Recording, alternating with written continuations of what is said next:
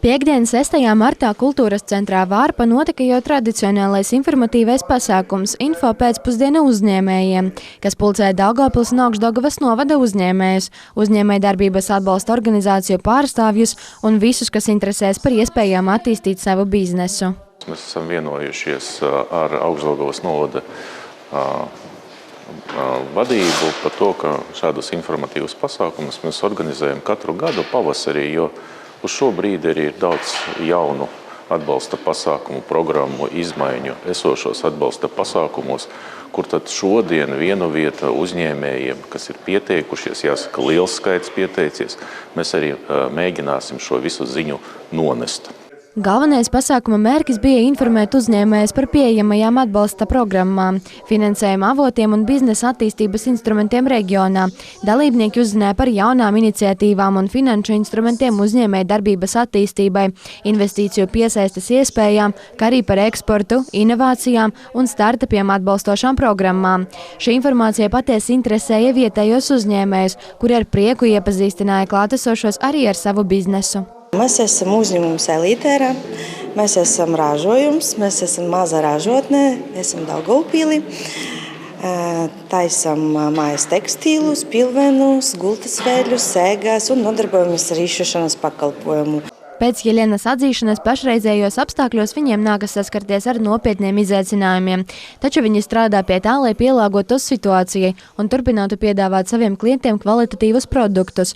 Savā laikā viņi ļoti aktīvi izmantoja piedāvātās iespējas, tostarp Altum, kā arī kļuva par pirmā impulsa konkursa uzvarētājiem, ko rīkoja Daugavpils pilsētas dome.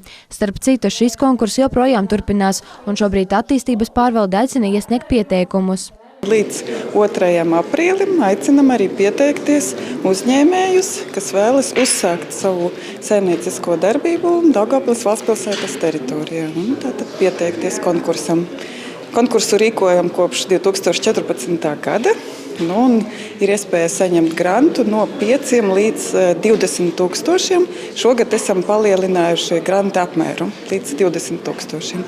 Kā arī programmā var pieteikties reemigranti, saņemot atbalstu arī no 8 līdz 16 000 eiro.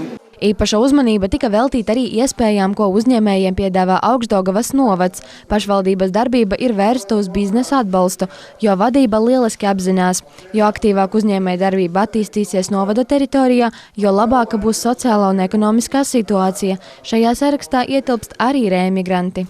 Mēs esam paredzējuši līdzekļus jaunajiem uzņēmējiem, biedrībām, nodibinājumiem, tā kā to var droši sniegt un saņemsiet atbalstu. Un mēs arī veidojam uzņēmējiem infrastruktūru. Šogad mēs pabeigsim Višķos angāru būvniecību 1000 kvadrātmetru. Būs izsoli, varēs pieteikties uz šīm telpām. Šogad mēs sāksim arī reāli būvēt industriālo parku Augšdaugavā. Tā ka tur arī būs pirmā turē 35 hektāri noplanēta zeme, sagatavota rūpnieciska objekta būvē. Droši vien nākošais gads arī mēs izsolīsim. Pēc Vitālija Aizbalta teiktā arī turpmāk aktīvi tiks īstenota programma ceļu fonda sakārtošanai. Ir paredzēti arī citi atbalsta mehānismi, par kuriem var uzzināt tieši pašvaldībā, kā arī citās oficiālajās mājaslapās. Papildus prezentācijām pasākums kļuva par platformu atklātai diskusijai. Uzņēmēji varēja uzdot jautājumus ekspertiem, pārrunāt aktuālās uzņēmējdarbības problēmas un saņemt praktiskus ieteikumus. Organizatori norāda, ka šādi informatīvie pasākumi veicina sadarbības stiprināšanu starp uzņēmējiem, pašvaldībām un valsts institūcijām, kā arī palīdz uzņēmēju darbības kopienai laikus uzzināt par jaunākajām iespējām biznesa attīstībai.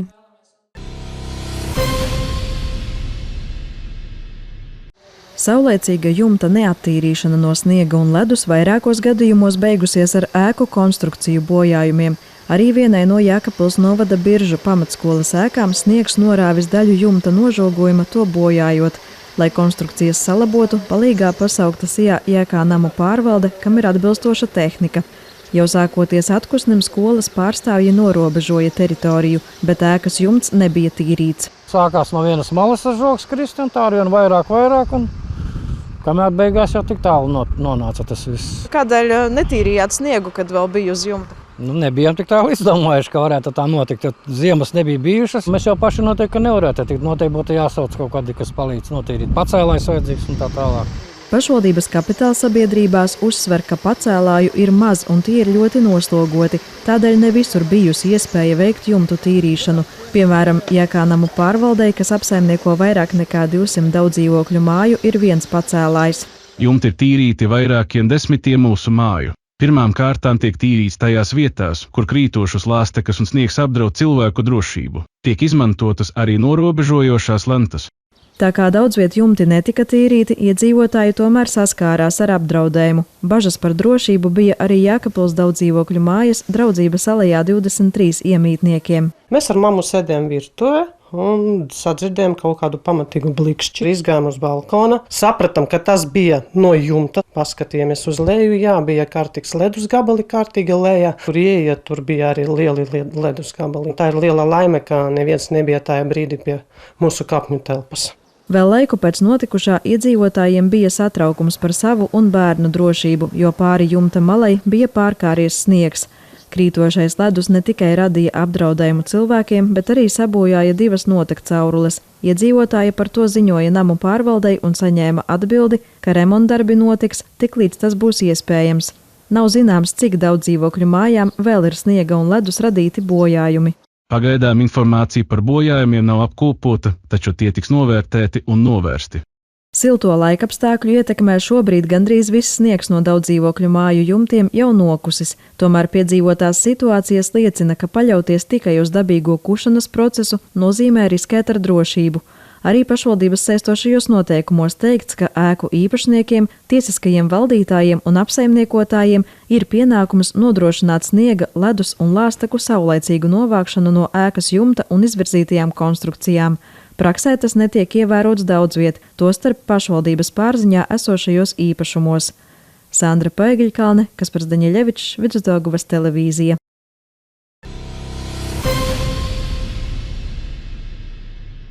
Siltam laikam iestājoties, visu civilās aizsardzības speciālistu un operatīvo dienestu uzmanība Latvijā tiek pievērsta upēm, kur tuvākajā laikā sāksies ledus iešana. Daugavpils un Augšdaugavas novada teritorijā civilās aizsardzības komisijas un glābšanas dienestu pastiprinātā uzraudzībā atrodas Daugava, Laucesa, kā arī citas mazākas upes, kas palu laikā rada daudz problēmu gan glābšanas dienestiem, gan privātajām mājsaimniecībām. Atbilstoši prognozēm, arī Latvijas vides ģeoloģijas centrs šo te prognozē, ka šogad ūdens līmenis Daugavā pie Daugavpils varētu sasniegt 6 metru atzīmi, kas ir dzeltenais brīdinājums. Iespējams, arī varētu būt oranžais brīdinājums, kas ir 7,5 metri. Jā. Lūk, bet, kā es jau minēju, dienesti šim ir gatavi. Plūdi būs, jā? Plūdi mēs prognozējam, ka šogad būs augstāki nekā tie bija iepriekšējā gada. Situācijas monitoringu veic arī Augšdaugavas novada speciālisti. Kā uzsvera novada civilās aizsardzības speciālists Valērijs Ļaksa, tiek prognozēts, ka tieši Augšdaugavas novadā, kā arī Rīgā, kur ir aizsalis Rīgas līcis, situācija varētu būt sarežģītāka nekā citviet Latvijā. Pagaidām daba mūs sargā, tā teiksim, jā, nav nokrišņu.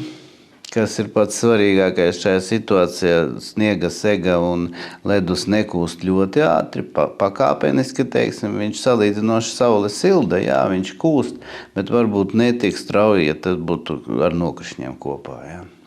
Kuras ir tās apdraudējumākās sākot no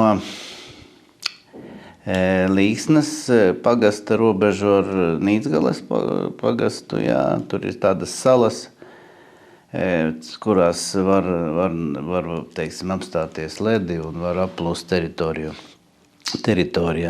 Līdz Daugavpilī šī visa teritorija gar Daugavu, jā.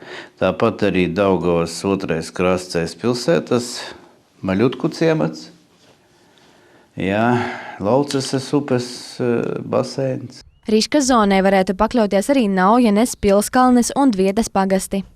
Pēc finanšu komitejas bija sapulce ar pagastu vadībām, pagastu apvienību pārstāvjiem, kur šī informācija bija nodota, lūgums, teiksim, sagatavoties visam, sagatavot, piemēram, tehniku, kāda mums ir laivas, motorlaivas attiecīgi, darba kārtībā ģeneratori, sūkņi, kas mums ir, tad attiecīgi paskatīties, kur mēs, kas vajadzēs, būtu kaut kāda piebraukšana, kur mēs varētu paņemt smiltis, lai varētu kaut ko norobežot ar smilts maisiem. Šodien ilgu laiku posmu mēs runājam ar pagastiem par šī situāciju. Viņi ir informēti, un tad viņi attiecīgi no savas puses informēs arī varbūt pat kontakta veidā parunās ar tiem. Tāpat mēs identificējām visus, teiksim, sociāli mazāk aizsargātas personas šajās teritorijās, kas, teiksim, veci cilvēki, pensionāri, tā tālāk, kuriem nav jauni cilvēki, kas nevar viņiem palīdzēt, lai mēs būtu viņi apzināti un varētu viņiem palīdzēt. Sarežģītākā aplūšanas situācija var rasties 2 vasarnīcu kooperatīvos – Ļubastē un Maļutkos.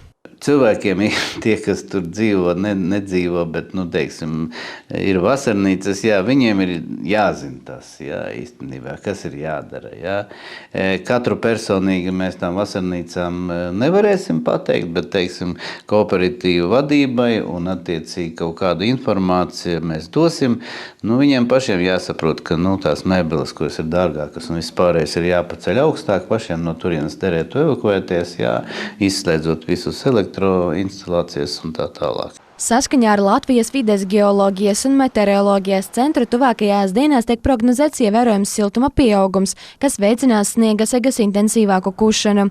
Tas neizbēgami novadīs pie ūdens līmeņa paaugstināšanās upēs, kā arī pazemes ūdeņos, kas savukārt var radīt papildus problēmas. Gruntsūdeņu līmenis, protams, celsies viennozīmīgi, tātad iespējams aplūdīs ēku pagrabi, tātad daudz dzīvokļu mājas, privātu mājas. Un arī prognozējams, ka akās varētu rasties cilvēkiem problēmas ar dzeramo ūdeni, kas ir Grības apkaimē. Arī gadi 3 vai 4 atpakaļ bija jau šāds problēma. Bet tie, kas dzīvo šajās teritorijās, viņi jau ir, zina un ir pielāgojušies šai situācijai. Protams, Daugavpils ūdens atbalstīs ar dzeramo ūdeni un attiecīgi arī nodrošinās, ja būs nepieciešams, ja šis notiks. Nav noslēpums, ka augsts ūdens līmenis Latvijā pa Daugavu pārsvarā ieplūst no Baltkrievijas republikas. Lielā mērā no tā ir atkarīgā plūstošo teritoriju platība. Protams, ka tur ir liela ietekme šim te arī līdzīgi kā tas ir šeit, šis sniega daudzums arī tur viņš ir ievērojami liels. Protams, tur ir arī hidroelektrostacijas, kuras attiecīgi pie noteikta ūdens līmeņa viņi palaiž slūžas vaļā un šis ūdens daudzums vienā brīdī var nonākt šeit. Bet šis arī tiek ņemts vērā. Kā jau iepriekš minējām, meteorologi prognozē, ka tuvākajās dienās ievērojams siltuma pieaugums, kas veicinās sniega intensīvāku kušanu. Tieši tas veicinās ūdens līmeņa pieaugumu.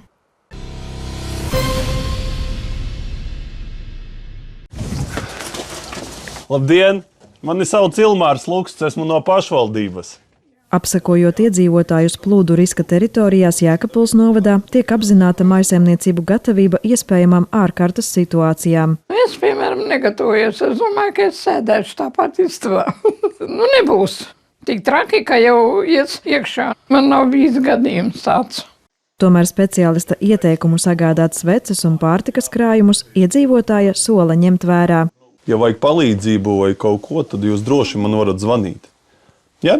Aplūstošajās teritorijās dzīvojošajiem plūdi nav nekāds jaunums, bet pieredums var radīt piesardzības trūkumu. Tādēļ pašvaldības pārstāvis brīdina iedzīvotājus. Nopietnāk plūdu draudus uztver tie, kuri iepriekšējos gados pārliecinājušies par dabas postošo spēku. Atbrauc amfībija un man izved, bet te jau daudzus tur tos kaimiņus ar visiem suņiem, kādi 4 cilvēki tika izvesti. Lai plūdu gadījumā nepaliktu bez malkas, Aivars ir ienesis mājā vairāk kurināmā. Savukārt viņa kaimiņiene Aleksandra sarūpējusi pārtikas krājumus. Redziet, cik man te daudz ir pārtikas. pašu kartupeli, te un tur tālāk tas visi vēl buņģiņas, visādas ievārījumi, visi augšā pie man ēst ir visam gadam ko. Baiļu man nav. Es zinu, ka es varu uzkāpt, vēl man spēka pietiek, ka es varu uzkāpt uz istabas augšas. Tomēr drošības dēļ pensionāri šoreiz izlēmusi uz laiku padzīvot pie radiem. Mājdzīvnieki, viens suns, viens kaķis. Apsakošanas laikā tiek apkopota informācija par maisaimniecībā dzīvojošo personu skaitu, tostarp maziem bērniem un cilvēkiem ar īpašām vajadzībām, tāpat par mājdzīvniekiem un mājlopiem. Šī informācija ir būtiska, piemēram, ja mums nepieciešams iedzīvotājus evakuēt, un ja ir lieli plūdi, tad mēs varam salikt prioritātes, ar ko pirmo sākt un ar ko rēķināties. Šobrīd tiek apsakotas pagastu teritorijas, kuras visbiežāk skar plūdi, piemēram, lejpus Jēkabpils esošā Sakas sala, ko teju ik gadu apludina Daugavas un Sakas upes ūdeņi. Savukārt Jēkabpils pilsētā šobrīd nav lielākā riska, uzsver Vietvarā. Ir apzināti resursi un pārunāta sadarbība ar citiem dienestiem. Tāpat pašvaldības pārstāvji regulāri monitorē situāciju novada upēs. Sandra Pēgļkalne, Kaspars Daņeļevičs, Vidusdaugavas televīzija.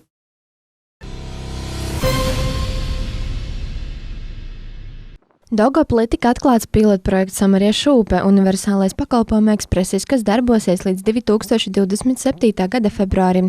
Projektu īsteno Latvijas Samariešu apvienība sadarbībā ar Daugavpils sociālo dienestu.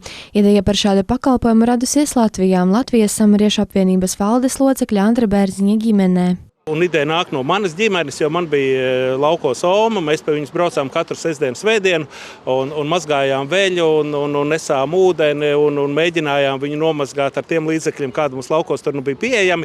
Un tad es saprotu, ka mums Latvijā ir ļoti daudz cilvēku, kur dzīvo mājās, gan laukos, gan pilsētā, kur infrastruktūra varbūt nav pietiekoša, lai varētu izmazgāt veļu, lai varētu nomazgāties siltā dušā. Tieši šī pieredze pamudināja meklēt risinājumu, kā izveidot aprūpes centru uz riteņiem, nevis vēst cilvēku uz aprūpes centru.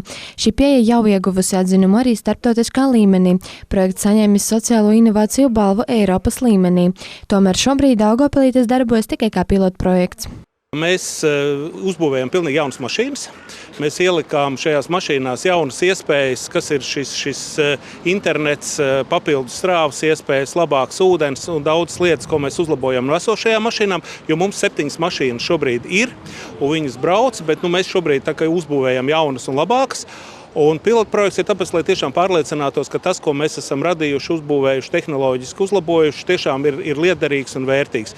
Un pilotprojekts, protams, tā ir iespēja bez maksas saņemt šo pakalpojumu, izmēģināt šo pakalpojumu, tiešām pārliecināties, ka viņš dara. Mobilais pakalpojumu ekspresis ir speciāli aprīkota automašīna, kas sver aptuveni 3,5 tonnas. Tas nozīmē, ka transporta līdzekli var vadīt arī ar B kategorijas autovadītāja apliecību. Tas ļauj elastīgi nogādāt nepieciešamu aprīkojumu tieši pie klienta mājām, nodrošināt pakalpojumus cilvēkiem, kuriem citādi tie būtu grūti pieejami. Pats pamats viennozīmīgi, protams, ir duša. Attiecīgi mēs atbraucam pie seniora, uz viņa mājām, uz viensētu. Ja. Tātad seniors var nomazgāties, vai nu pats, vai arī darbinieku atbalstu.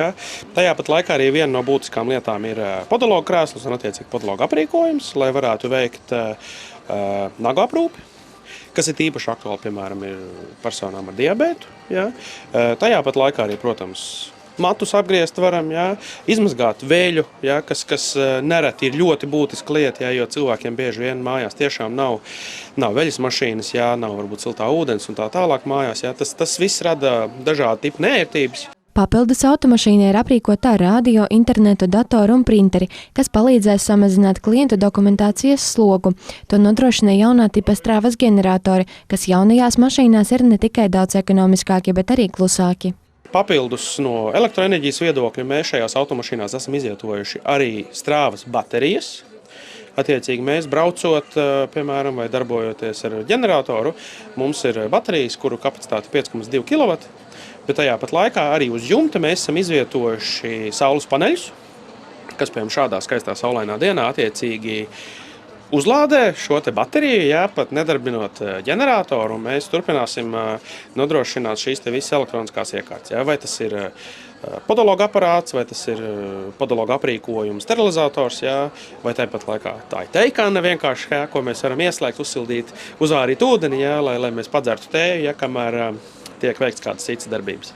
Latvijas Samariešu apvienība realizē šo pilotprojektu sadarbībā ar Daugavpils valsts pilsētas pašvaldības iestādi Sociālais dienests, un tieši viņu klienti būs tie, kas šo pakalpojumu varēs izmēģināt pirmie.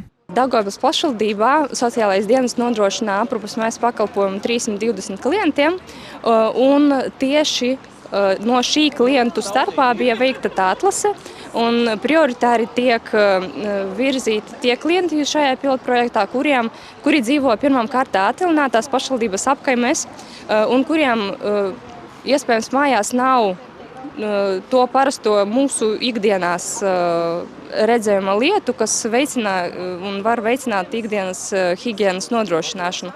Piemēram, siltais ūdens krānā, iespējams dažiem vispār tas ūdens mājās nav. Respektīvi, šie klienti ir atlasīti no kopējā skaita un viņiem ir piedāvāts šīs pakalpojums.